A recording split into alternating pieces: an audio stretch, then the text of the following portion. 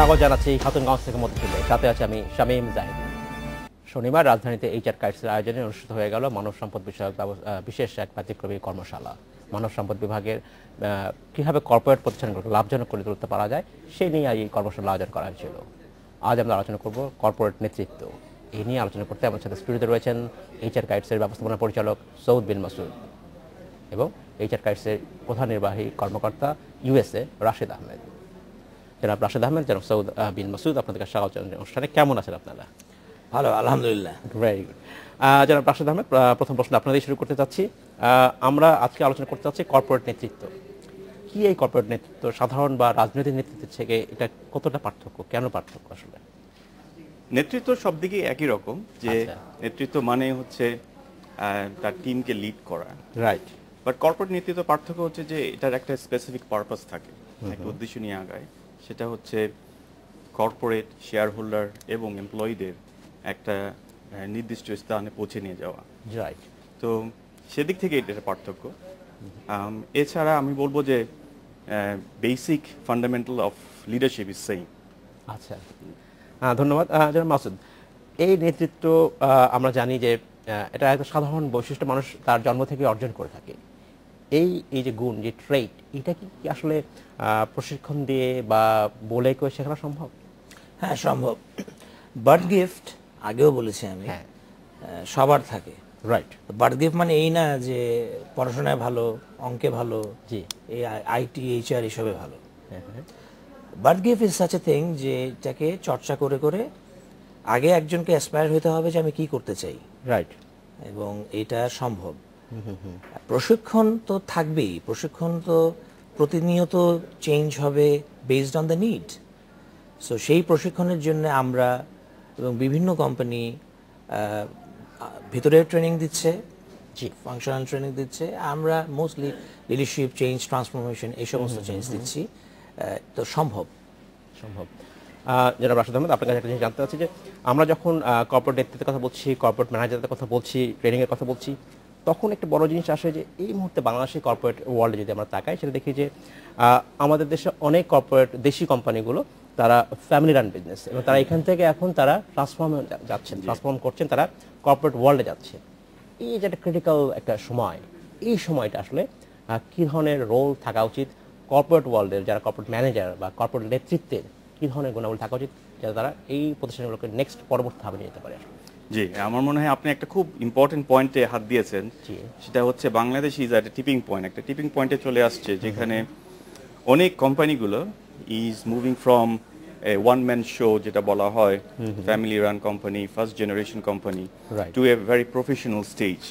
এবং আমি মনে করি যে বাংলাদেশে সেই টাইম চলে আসছে। এখন কি করতে হবে? অবভিয়াসলি প্রশিক্ষণ হচ্ছে একটা বড় জিনিস, ট্রেনিং, প্রশিক্ষণ, রাইট। এবং আমার মনে হয় যে যারা নেতৃত্ব দিচ্ছে এইসব লোকাল কোম্পানিগুলোকে, তাদেরকে ওই স্টেপটা নিতে হবে যে people investment, talent investment is a critical part of future. তো ওই অ্যাপ্রোচটা এবং ওই রিয়েলাইজেশনটা হচ্ছে ভেরি ভেরি ইম্পর্টেন্ট। আমি বলবো যে অনেকটা চলে আসছে, আমি অনেক রিফ্লেকশন দেখছি, which is a good sign, এবং যে জন্য আমরা বিদেশে থেকেও আমরা ভাবছি যে দেশে আমরা এসে কিছু করতে পারবো, বিকজ ওই ওপেননেসটা অনেকটা দেখা যাচ্ছে। তো আমি মনে করি যে এই প্রবাহটা, এই ট্রেন্ডটা আরও জোরালো হবে, আরও শক্ত হবে, এবং এই ট্রান্সফরমেশনটা would be much easier and faster probably than other countries in Bangladesh. ধন্যবাদ।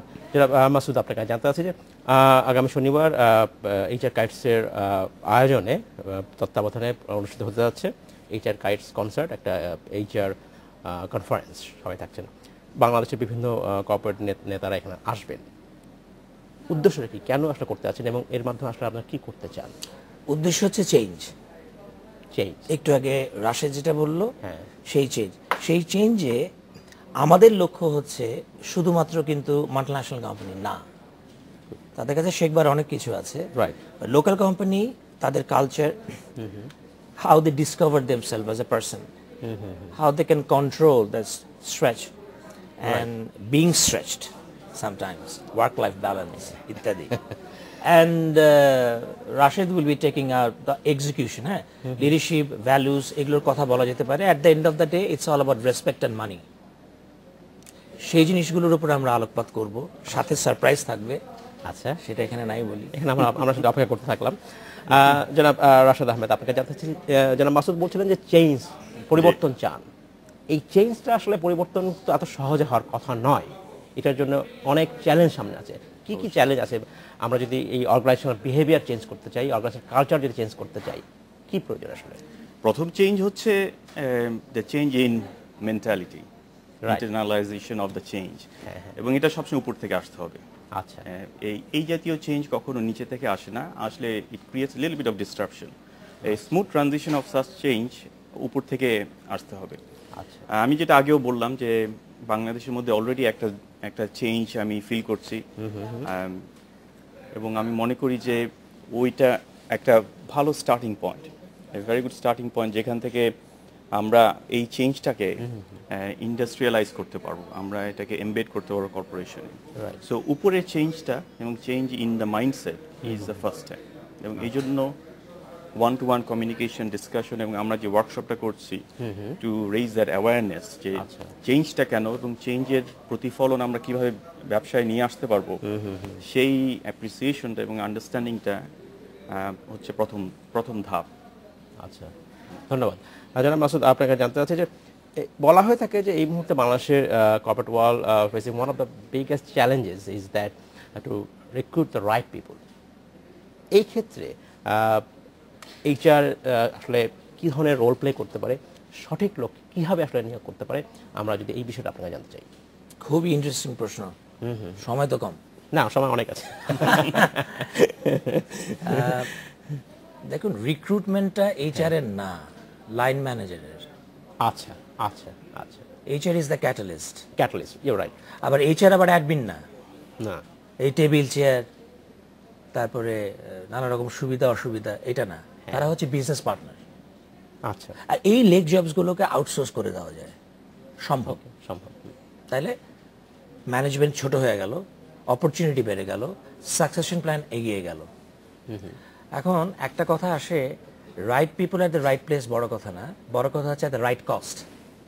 রাইট, ফাংশনাল কম্পিটেন্সি লাগবেই, যেমন একজন ফার্মাসিস্ট, যেমন একজন ইঞ্জিনিয়ার, যেমন একজন আইটি, ভালো, কিন্তু তার একটা অ্যাটিটিউড প্রয়োজন হয়, লিসনিং।